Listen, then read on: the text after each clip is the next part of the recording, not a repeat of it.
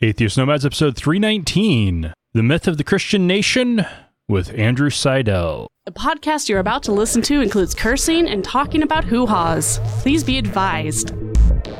Welcome to another episode of Atheist Nomads. I am Dustin, and in a little bit we'll be joined by Andrew Seidel from the Freedom from Religion Foundation. It was a really good discussion, and I do want to apologize that this episode is late, but I did warn you, so you can't hold that against me. We went up to the cabin for Labor Day weekend and had a good time there with family, and got a little bit of extra time off, so that was also nice and relaxing, and talking fishing and a little trip to Yellowstone with hiking up to Fairy Falls and Kylie falling asleep on me in the hammock, and it was pretty good. It was, and a lot of good beer. But if you want to come up to the cabin, you can. Camp Nomad will be taking place in Island Park. We have moved the weekend back 1 week, which has allowed more people to come, which is good. It will be the weekend of September 20 to 22, so it's really just about 2 weeks away. If you are anywhere near Island Park, Idaho, which is just below Yellowstone National Park, well, actually, it's to the west of Yellowstone National Park, but you have to drive due north to get into the park because of mountains. But anyway, if you live anywhere near there, I highly recommend you come. We have people coming from as far away as Saskatchewan for this. We're going to do a live episode recording for those who attend. We'll have barbecue, we'll have relaxation, we'll have conversation, we'll have a day trip up to Yellowstone. It is going to be awesome. I highly recommend as many people as possible come. I would be very happy if we have to put a bunch of people out into tents. So yes, please do come. Please RSVP on the website using the feedback form or shoot us an email at contact@atheistnomads.com. And we will have more information about the itinerary next week. I am holding off on feedback since this was a pre-recorded interview that this week's episode is mainly filled with. But we have plenty of feedback for next week. So be on the lookout for that, and feel free to send us more. We always love it. And we also got a donation, but I will also be covering that next week. So again, thank you. Richard, I'm going to say thank you now, but you'll get the big thank you next week with Lauren as well. But before we get into the interview, there was a relevant news story that came out in the last couple weeks that holy shit, no, this one was just going around again. It's an old one. It's from 2015. Oh, wow. Okay, I've been hanging on to this anyway. But it's still relevant.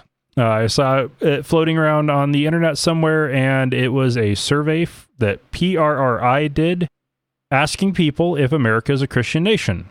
And the three options were America has always been and is currently a Christian nation. America was a Christian nation in the past, but is not now. And America has never been a Christian nation. Unfortunately, only 14% of respondents responded America has never been a Christian nation. But more importantly, only 35% said that it is and always has been a Christian nation. That means nearly 60% of respondents believe that the U.S. is, at least at present, not a Christian nation. So the Christian nationalists are pushing a minority agenda of roughly 35% of the population, which matches up pretty closely with the bottom end of what Trump's polling numbers are. But at this point, we're going to go ahead and move right on into the interview. And we are now joined by Andrew Seidel, who is a constitutional attorney and the director of strategic response at the Freedom from Religion Foundation. His book, The Founding Myth, Why Christian Nationalism Is Un-American, came out in May. Andrew, welcome to Atheist Nomads. Thank you so much for having me on. I really appreciate it. So I've heard you talk about your book on a couple other podcasts. Probably most notably would be Opening Arguments, where you and Andrew totally geeked out for quite a while. We tend to do that. It's obscene. The legal geekery can get pretty thick between you two. You should see it when we go out for dinner or drinks or something when I'm in DC. It's even worse. But you started working on this in law school, correct? Pretty much, yeah. This actually, for me, this started as a law review article that got really out of hand. There's a few decisions that the Supreme Court made in 2005 regarding some Ten Commandments monuments. Okay. One was in Kentucky, or a couple courthouses up there, and one was at the Capitol grounds in Austin, Texas, the state capitol. And they struck down the Kentucky displays of the Ten Commandments, and they upheld the Austin, Texas display of the Ten Commandments, which is very weird. And they did it on the same day, and they did it in 5-4 decisions. So it's very, very strange. And I really wanted to look more closely at it. And when I was reading the opinions, I was struck by this line that said, something along the lines of the Ten Commandments informed our legal system. They are part of our legal history. And I thought, well, that can't be true. Can it? And so I wanted to actually just kind of examine that claim. That was the only thing that I intended to do. And I was going to just write it as a law review article. And that's where this started. And then the more I dug into 14 years ago. No, not 14 years ago. Okay. So that was it was when I was getting my LLM, which was in 2010. So that was when I really first started it. But the opinions were in 2005. In 2005, I was a Grand Canyon tour guide, so I was not interested in the law. And for our listeners, LLM, that's Master of Letters? That's a Masters of Law, legal letters. I actually don't even know what it stands for. And so I got that after my JD, which is the typical law school degree. Right. I did that you get the doctorate and then you get the master's. It's a little weird. It's a specialization for law. So, for instance, if you want to be a tax attorney, you have to get an LLM. I got it because I was actually I was doing a fellowship at the University of Denver in international environmental law, and as attached to the fellowship was this it was through this LLM program. So I got a scholarship and did it that way. Okay. And I was teaching at the Environmental Law Clinic, and I wrote this incredibly esoteric handbook on shadow reporting under international human rights instruments that literally nobody has read. It's not published. It was published by the clinics, as a PDF, so not a real book. Anyway. That sounds fascinating, though. I mean, it's the word shadow that makes it sound cool. It's really not. It's really not. How to use international conventions to not die. So, right? I mean, basically, under all the international conventions, you as a country are supposed to self-report how you're doing with meeting the requirements of the convention. And first of all, none of the countries report on time. Everybody's decades late in some cases. But NGOs, non-governmental organizations, nonprofits, civil rights groups have taken to issuing their own reports. Amnesty International is a good example of this.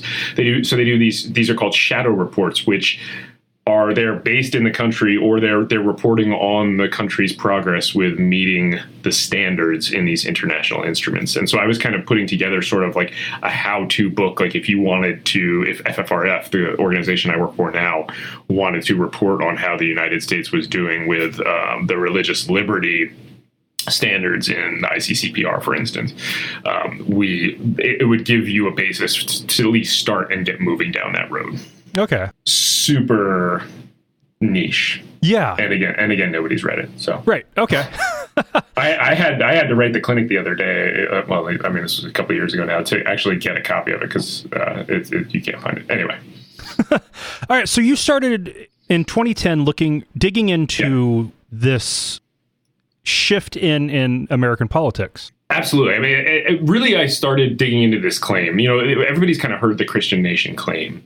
And the Ten Commandments aspect of that is deeper than just whether or not we're a Christian nation. It really gets to that underlying question, which was the United States founded on Christian or Judeo-Christian principles, like the Ten Commandments. And so the more I kind of investigated this law review article on the Ten Commandments, the more I came to formulate that question and investigate it with other claims. So, for instance, the things like "In God We Trust" and "One Nation Under God," the idea that Jesus, died for our sins, the golden rule, the fact that the founders were all deists, or they were all atheists, or they were all Bible-believing Christians. So, all the different claims that are out there, and how they sort of all really tied in at their most basic level into this central question, which is, did Judeo-Christian principles positively influence the founding of the United States?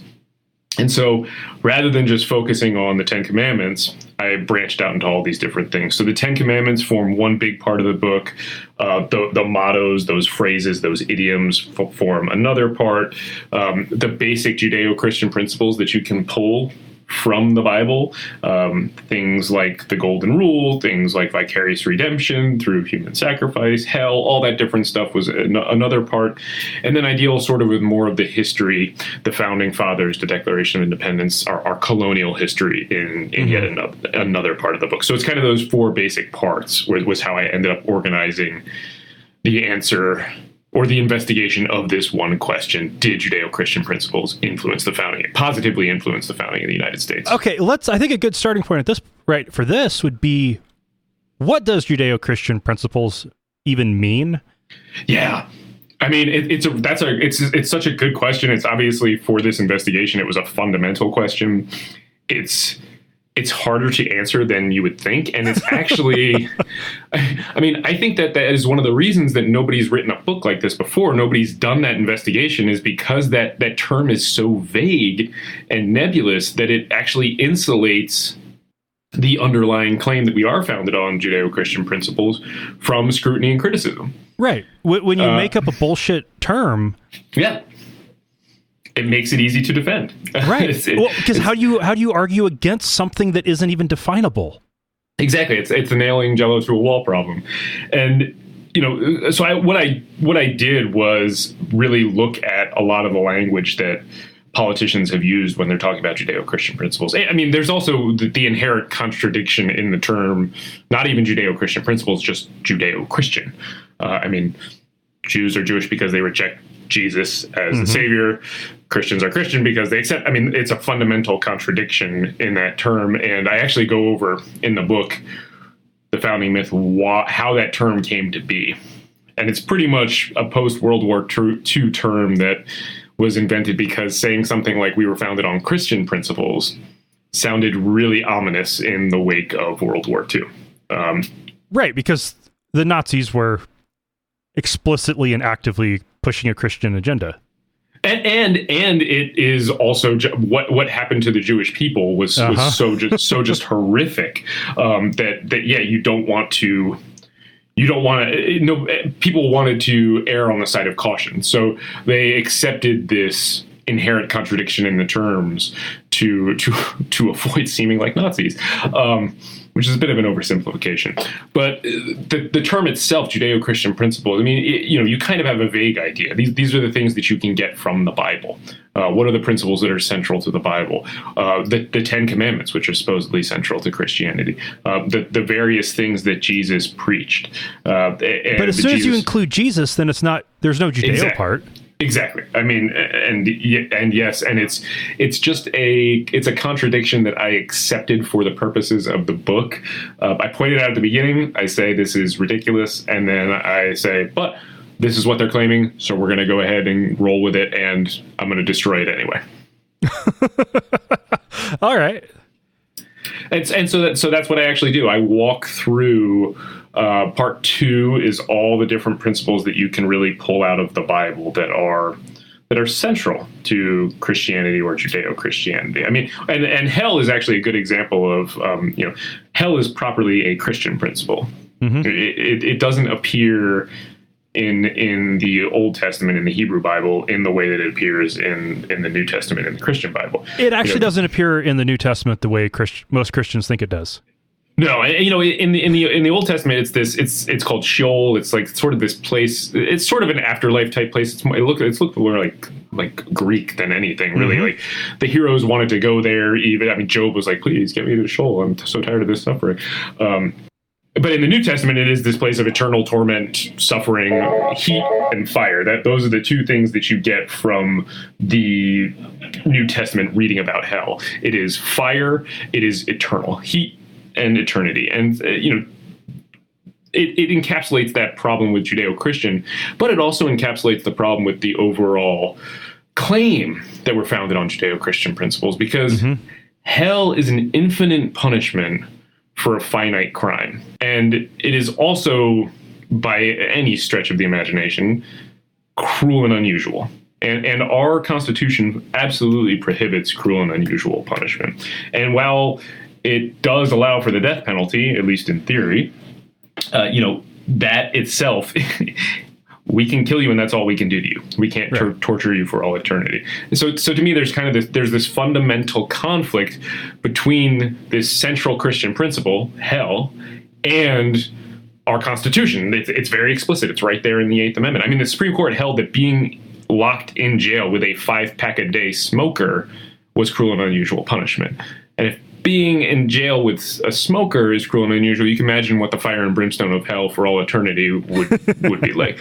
So there's this fundamental conflict between the two systems, and that's what I try to get at in the book. So the answer to that question, did Judeo-Christian principles positively influence the founding of the United States, is no, they did not.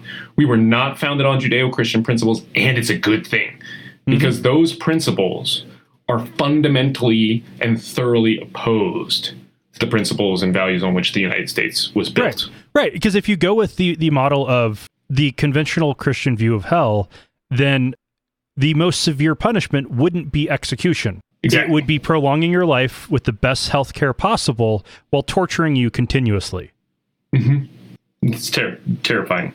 Terrible idea. Nobody's ever done that. Well, okay, there's been a few one-offs, but at least like no government's really done that. I mean, and it would, were it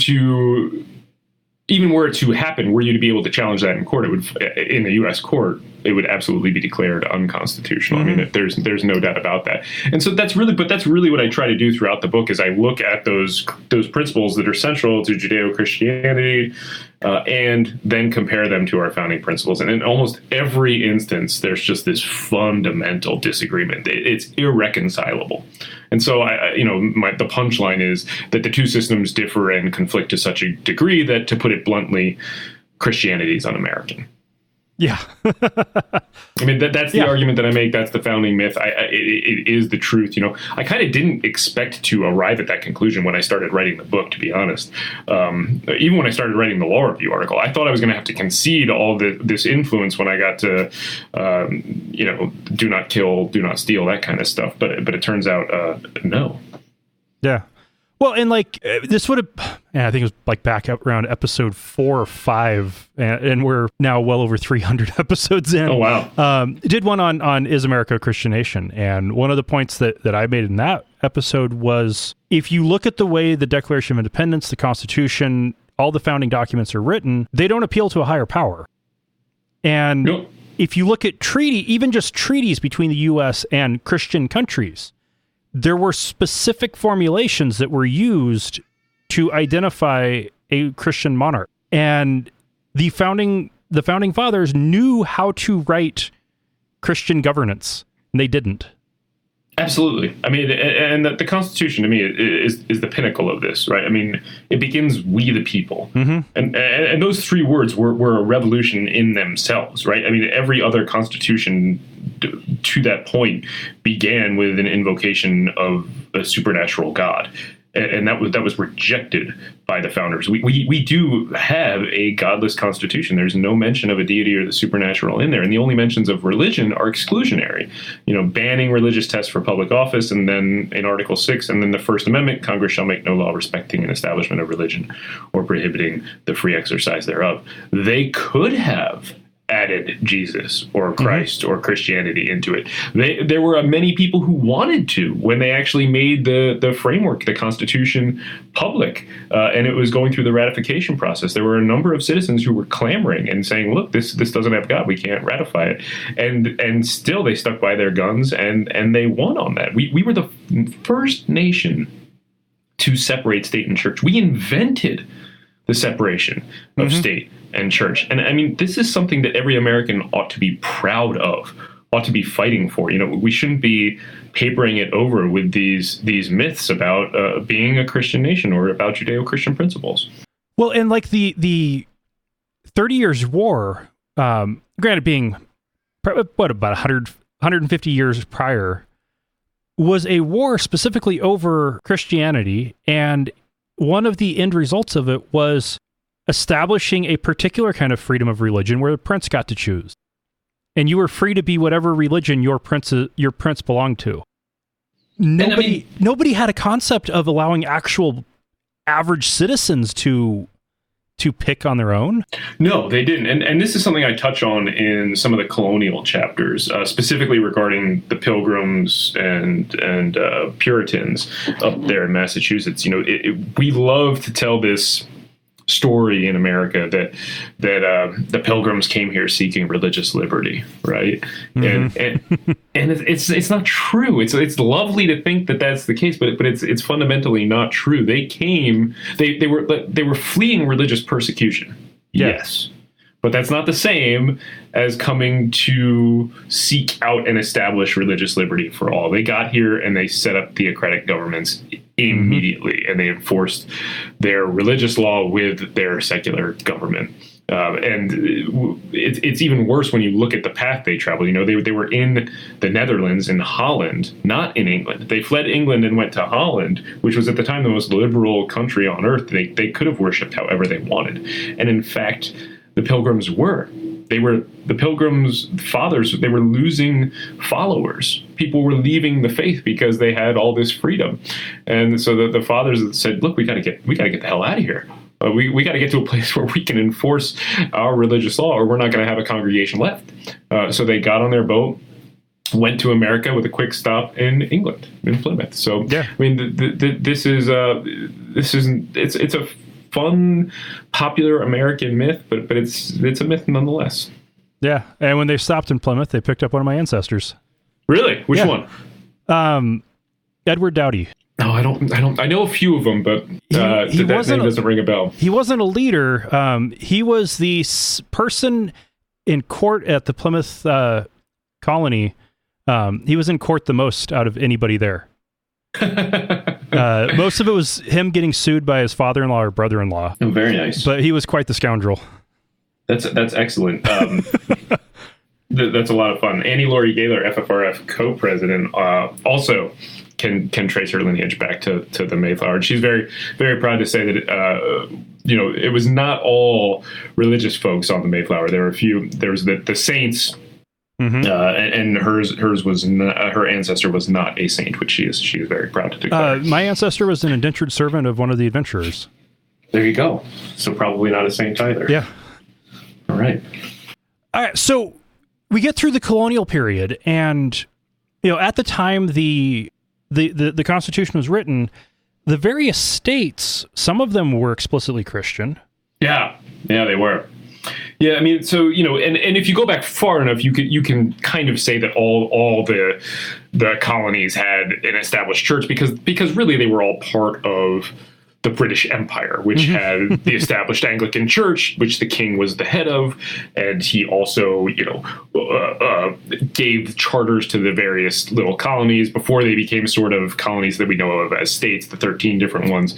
And actually, when you get that far, not all of those had established churches. New Jersey didn't. I don't think Pennsylvania did. Rhode Island did not, in the sense that the state government aligned itself with one church. But 9 of them did. And after the federal government, the United States government took on this new invention, this secular government, this separating state and church, this American experiment, the states looked at it and said, this is really working out well. And each one of them one by one began to disestablish their churches. Leading up through, I think it was 1834, I believe, was the last one. I think it was Massachusetts was the last one to disestablish. But to me that's a fascinating piece of evidence for the idea that secular government, that it's a perfect piece of evidence to say that there is no such thing as freedom of religion without a government that is free from religion. Right. And it is, the fact that they disestablished over, I think it was less than 50 years is absolutely striking. Oh, yeah. And that may seem really slow by modern appearances. But when you consider the time period and how few people actually could vote, yeah, that was ridiculously fast. Oh no, I mean, yeah, and it really was amazing the amount of change that they pushed into those few years. All right, so looking at the modern moves, when did this modern Christian nationalism first really appear on the national stage? So, I mean, Christian nationalism is, in my mind, it is the biggest threat facing America today. I mean, that is the reason that I wrote The Founding Myth. And for people that don't know, Christian nationalism is this idea that the United States was founded as a Christian nation, that we're based on Judeo-Christian principles. But more importantly, that we've strayed from that foundation. And Christian nationalists use the language of return and getting back to our religious roots to justify all manner of just awful right. Public policy today. I mean, the immigration ban, the move of the embassy, the child separation policy at the border was justified using Romans 13. So this State Department group on natural law. Oh yeah, absolutely. And I'll say FFRF. We saw that early on. We heard from some of our contacts on Capitol Hill that was happening. So, that caught fire in the news around July 4th, July 7th, somewhere in there. And we submitted a FOIA request to find out everything we can about that more than a month before that. So we're definitely keeping an eye on Mike Pompeo's attempt to redefine rights as God-given rights, which is just crushing. And very threatening to the idea of human rights, especially as we were talking about with some of those international agreements before. Yeah. But to get back to your original question, when did Christian nationalism start? There's kind of always been a thread of Christian nationalism running through American history, but not always, but beginning kind of around the 1830s in the lead up to the Civil War, you start to really see it, and it waxes and wanes. But it has never seized power in any serious way until Donald Trump. The number one indicator, the best indicator of somebody who was a Trump voter in the 2016 election was not their race. It was not their political affiliation, despite Republicans voting for him in overwhelming numbers, or their religion, despite evangelicals voting for him in overwhelming numbers. Not race, not being a racist. It was thinking that the United States was founded as a Christian nation. If a person thought, yes, we were founded as a Christian nation, that was the best indicator that they would vote for Donald Trump in 2016. He rode a wave of Christian nationalism into the most powerful office in the history of the world. And that was something that we have never seen. So then was this, because the moral majority in the 80s and 90s, they were definitely seemed to be kind of pushing this kind of of an agenda. Absolutely. And then it seems to have shifted to being mainstream Republican politics by the mid-90s. Has it just been like slowly growing like a cancer? I don't think that's an unfair description. It has been on the fringes, and you tend to see it when conservative politicians want to excite their base. So you often see it, or often saw it, during primaries. And that, in the beginning of the book, I really try to explain a lot of where this came from and exactly really hone in on what this is and where it comes from. And I was realizing as I was doing this research that a lot of the Christian nationalist rhetoric that I was quoting or citing to was coming from the primaries. And so, they were using it to excite a certain group of people, but not really ever following through on it. Mm-hmm. And that's kind of where the shift with Trump and Pence has occurred too. Yeah. So, right, because they actually continued pushing it all the way through to the election and continuing into horrifying policies. Yeah, I mean, they've certainly not stopped. And if anything, Trump has gotten more adept at employing the Christian nationalist rhetoric. He was a bit clumsy with it at first because it was unfamiliar to him. A lot of the talking points were unfamiliar, but he trots them out with regularity now. I mean, and everybody listening has heard them. In America, we don't worship government, we worship God. We are one nation under God. In God we trust. Our founding fathers prayed at the Constitutional Convention. It says God in the Declaration of Independence 4 different times. These are all things that Trump repeatedly says in speeches. These are part of his stump speeches, and especially if he's before any type of conservative or religious crowd. He always pivots to these talking points. And they're all wrong. Yeah. I go over every single one of them in the book. In The Founding Myth, I actually debunk every single one of his anemic talking points, every single one that I just mentioned. Man, and I think one of the best examples on it was Pence's commencement address at Liberty University. Yeah, Liberty University has been a bastion for these two. He gave another one, I want to say, I don't know if it was Hilldale College. He gave a really terrible speech there, too. Mm-hmm. Pence did. I wrote an article for that entitled Probing Pence, where I sort of walked through some of his more egregious distortions. Yeah. All right. So how can we combat this? I mean, that's the $1 million question. And first, I also think that is what makes the founding myth different, because previous books have offered this gentle correction to the Christian nationalists. They say things like, well, here's what history actually tells us. Here's what the founders actually meant. Here is what the founders actually said if you read their whole quote, or if you read it in context. And they kind of leave it at that. But really, correction is not enough. Right. Otherwise, this is a movement that is trying to undo women's rights, undo gay rights, undo basic minority civil rights, and rewrite history. Yeah. And correction is not enough because facts are not enough. Otherwise, we would not have a President Trump. Right. Pointing out errors is insufficient. So I do that in the book, absolutely. But then I take the next step. This book goes on the offensive. It is an assault on the Christian nationalist identity. Not only are Christian nationalists wrong, their beliefs and identity run counter to the ideals on which this nation was founded. They are un-American.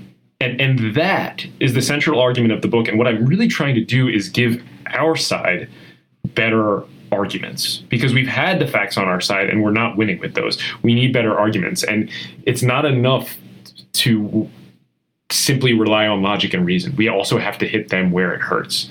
I think one of the best ways that we do that is by reclaiming the American identity. And that is absolutely what I'm seeking to try to do in this book. And there are a few Christian nationalists out there that I'm sure will be convinced by this. I've talked to a few people who are surprised by a lot of the content in the book, and wow, I have to rethink some things. But really, I'm writing for the progressive Americans, the secular Americans, the left that needs to have better arguments that we can employ when fighting Christian nationalism, and for the middle section of the country, to try to explain to them that Christian nationalism is an existential threat. It is a threat. It is the biggest threat to a government for the people, of the people, and by the people that we have ever seen. And if we do not confront it head on and push it back to the fringes from whence it came, we're going to lose our democracy. And I'm sure that sounds hyperbolic to a few of your listeners, but it is the absolute goddamn truth. Well, man, just recently, McConnell crammed through, was it 13 successful lifetime appointments to the courts? Mm-hmm. Absolutely. And a lot of these judges are Christian nationalists, and it is already impacting the decisions they're making, especially when you look at Justice Gorsuch and Justice Kavanaugh on the Supreme Court.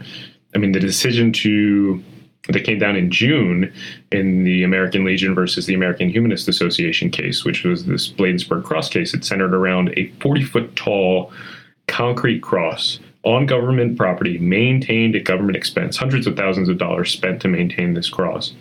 This is a symbol of Christian nationalism. And we would never let a symbol of white nationalism stand on public land, but the Supreme Court decided that this symbol of Christian nationalism was absolutely appropriate to stand, and it did so solely on the basis of history. It elevated history above legal principle.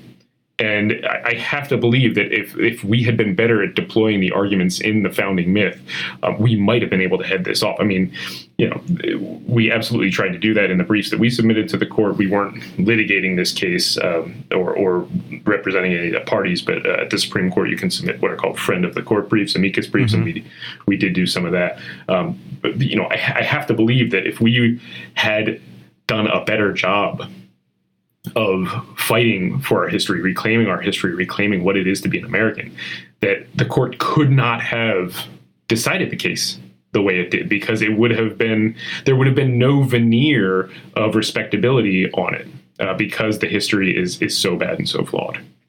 I'm in Boise, Idaho, and we have a cross up on Table Rock up above our city. And from almost anywhere in town, you can look up and see that cross. It was put up on public property, but the city did a land swap, illegal land trade of 10 square feet, and that's now private property. Yeah, that used to be the popular way to do that. We actually successfully challenged a few of those land swaps as well, because they were so very clearly meant to keep the appearance of the cross as a government symbol. But they were notoriously hard even before that. Yeah, and when you see that, it sends a very clear message. And if you've got the entrance into your city is a giant cross that you have to drive by on public land, that is a very clear message as to who's in charge. Yeah, it absolutely is, and that is exactly what it is intended to do. Part of the reason that the Supreme Court upheld the cross is they said, look, yeah, sure, it's a Christian symbol, but it's also a secular symbol, which is nonsense. It's absolute nonsense. Of course it is a Christian symbol. It was put up because it's a Christian symbol. It was defended as vigorously as it was because it's a Christian symbol. And it's not the first time courts have done things like this. The reason that In God We Trust has been upheld on our money and as our national motto is because, according to courts, it has lost through rote repetition all religious significance, which is it's mind-boggling. A phrase that only has religious significance, right? We trust in a supernatural being. The courts are now saying is not religious, and the hypocrisy of it is laid bare when you point to something else. Like, imagine the court saying, okay, John 3:16, you evangelicals have said it so much it has lost all religious significance now. Or praying the rosary, sorry Catholics, that it has lost all religious significance, you've done it too much, right? the outrage would be immediate and justifiable, right? Because a secular court has no business saying that a very clearly religious symbol or religious phrase is not religious. Put simply, the court does not have the power to do that. In the Federalist Papers, Alexander Hamilton was kind of exploring the differences between the English government and the new proposed federal government. And he was talking about the executive branch, but it still applies here. He wrote that we have no particle of spiritual jurisdiction. And that's absolutely right here. And so to me, it's the Christian hypocrisy of In God We Trust and of these crosses it's so palpable when you see it too. So they're not just unconstitutional, they're also monuments to Christian hypocrisy. Right. And how are Christians not horribly offended by that? They should be. And to their credit, I will say this, I did a broad generalization in my last comment, but there were Christians that submitted briefs in the Bladensburg case saying, yeah, you can't do what you're about to do. You can't say that this is a secular symbol. This is absolutely a religious symbol. It is our most sacred religious symbol. You do not have the power, you do not have the right, Supreme Court, to say that it is not religious. And Supreme Court did it anyway. It's hypocrisy and it's blasphemy. Yeah, it is. But the Christian nationalists don't care, right? Because they get to put their symbol up on the public land, on government land, and proclaim to the world that yes, this is a Christian nation. They get in the end what they are seeking, which is to further align the American identity with their religion. So that to be an American is to be a Christian. To be a Christian is to be an American. Right, that is the goal, and then eventually they're doing it right now. They're going to rewrite our laws to reflect that, so that Christians are this favored political class, and everybody else is second-class citizens. That's what their goal is. That is slowly what's happening. It's what I'm fighting here at the Freedom from Religion Foundation every single day. Yeah, and now that this is Supreme Court precedence, that if it's old, it's not a constitutional violation. How are they going to use that to further move things in their favor? I mean, we're already seeing it happen. You know, it's not there. The Supreme Court said that this applies to. They didn't limit it to just displays, but they narrowed it down to displays. So they didn't say that this applies everywhere. But displays, government prayer, things like this. But what's going to happen, and what is already happening, is the other side is going to say, no, it doesn't just apply to those. It applies to everywhere. And there's no legitimate reason why you can say it only applies to religious displays and not all these other things that we are trying to do here. And it is... Compare that with the stacking of the federal judiciary that you already mentioned, that McConnell has so successfully done, and the fact that a solid proportion of those judges are overt Christian nationalists, and we are in for a real rough time. Okay, I don't want to scare everybody. So let me say this too. It sucks right now, but what you are seeing right now is Christian nationalism, the religious right, whatever phrase you want to attach to them. And I would encourage everybody to call them Christian nationalists, because everybody understands what that is immediately and how scary it is, even if they don't quite grasp the full reach of it. Christian nationalists are raging against the dying of their privilege. Yeah. Right? Evangelicals are getting up on Sunday mornings. They're going to their mega churches. And instead of seeing young, smiling faces in the pews, they're seeing empty seats. Right? They can read the demographic studies as well as we can. And what this is them doing as much damage and seeking to codify the privilege that they have before it is impossible, before it is yanked away from them. And they're doing a massive amount of damage right now. But they are not going to succeed fully. I mean, the only question is how much damage are they going to do and how long is it going to take us to recover? But they are going to get booted out of power. They are going to get booted out of the courts, too. It's just a question of how long it's going to take us to recover from the damage they've done. So that also assumes that they aren't successful in furthering and getting better at very targeted gerrymandering and disenfranchising. It assumes a lot, because there are plenty of historical examples of a motivated minority gaining absolute power using democratic processes. Of course, I mean the Electoral College is a reasonable example, not of absolute power and not of a huge minority, but it's an example of that too. I mean the 3/5 clause in the Constitution is an example of that as well. I mean.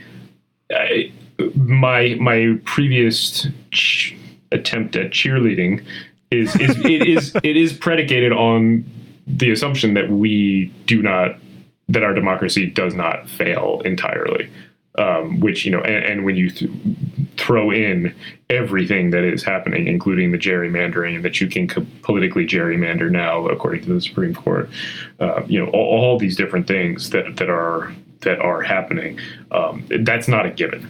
So I guess I should say, assuming we survive intact. All right. So, aside from getting Christian nationalists out of power as quickly as possible while we still can, how can we try to fight this? I'm sure it has to be in the courts. The voting booth and the courts are the options we have. Yeah, I mean, and the courts are not even going to be that great. I mean, there are a number of different things that people can do. I mean, the first is buy the book and understand the arguments in it. But I mean, join groups like the Freedom from Religion Foundation. You know, we are dedicated to keeping state and church separate, to fighting for the rights of atheists and non-believers, to educating the public about what it is to be a non-believer in the United States. And if you don't like FFRF, you know, don't donate, join one of the other organizations out there. The ACLU, Americans United, American Humanists Association, American Atheists, Center for Inquiry. There's a ton. If you can, join them all. And I want to be clear that it's not just important to donate. That is huge. But it really is critical to join them as a member. And the reason for that is that when we go into a congressional office and say we represent 30 people or 300 people or 3,000 people, or when I write a letter to a school district that's got a teacher that's forcing kindergartners to pray before they walk down to lunch, as I had to do a few weeks ago, Ooh. And I say I represent 20 people in this state, or 200 people in this state, or 2,000 or 20,000 people, it makes a big difference. It's not just financial resources we need. We need you to join your voice with ours to give us the influence that we need to be able to stop these kind of things.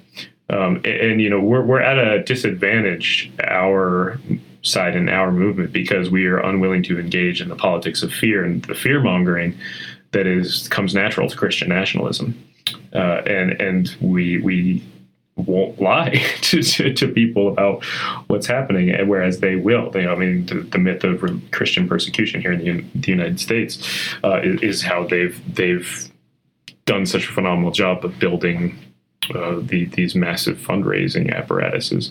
So, I mean, one of the big things that people can do is to join up these groups.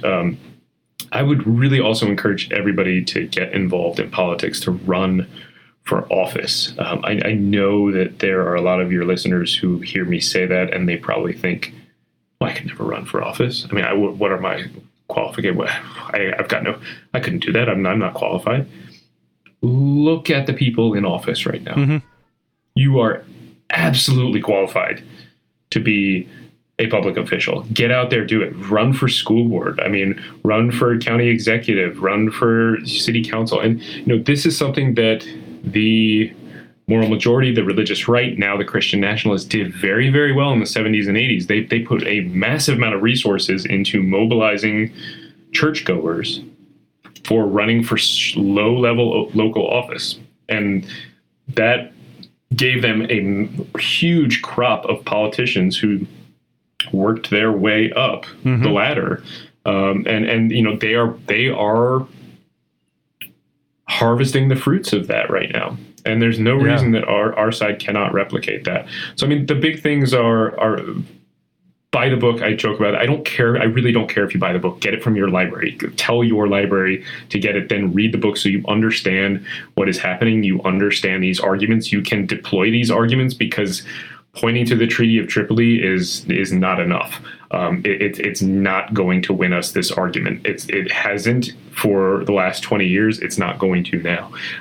So get the better arguments that I use in the book. Then join up on these groups, donate to them, but please join, run for office. Those are the big things really that people can do. And the final thing is, even if you don't want to run for office, like, you've got to get politically involved.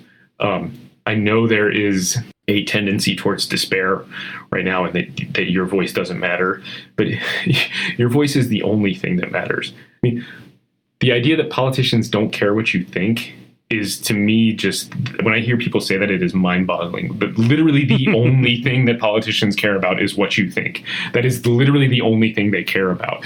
I mean, so make sure that you are not sitting quietly assuming that you are not going to have an impact if you speak out. Yeah, it may not go the way that you want it to, but that doesn't mean you didn't have an impact.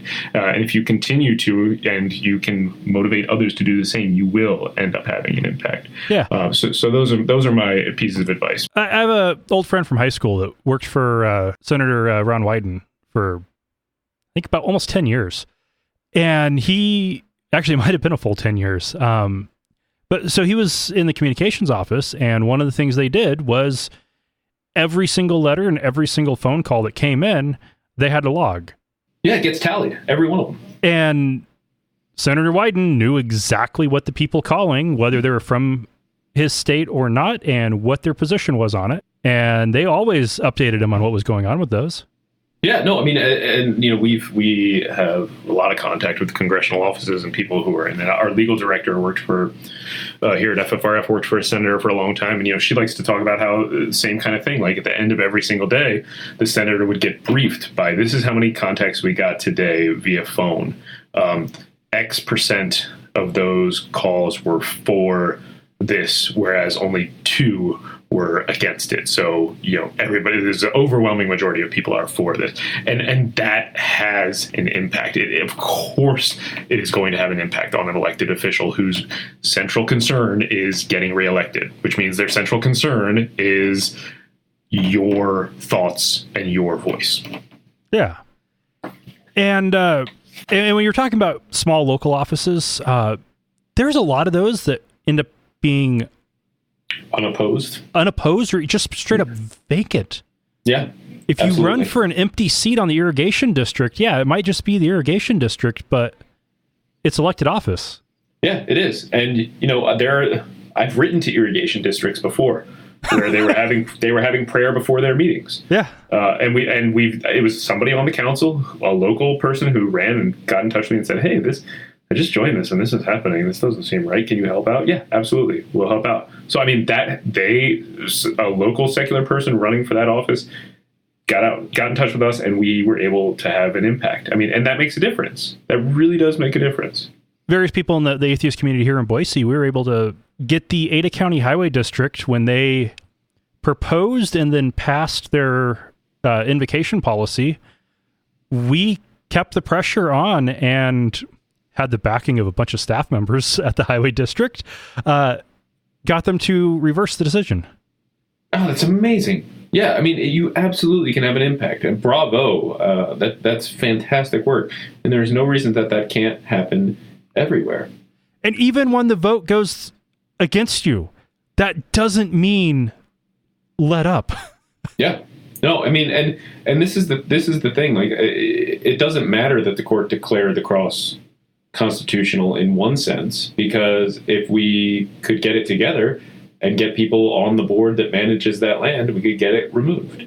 Yeah. There are other solutions. Justice Kavanaugh pointed this out in his concurrence in the case, and it felt absolutely absurd when he did it because of the way he's written about us in the past.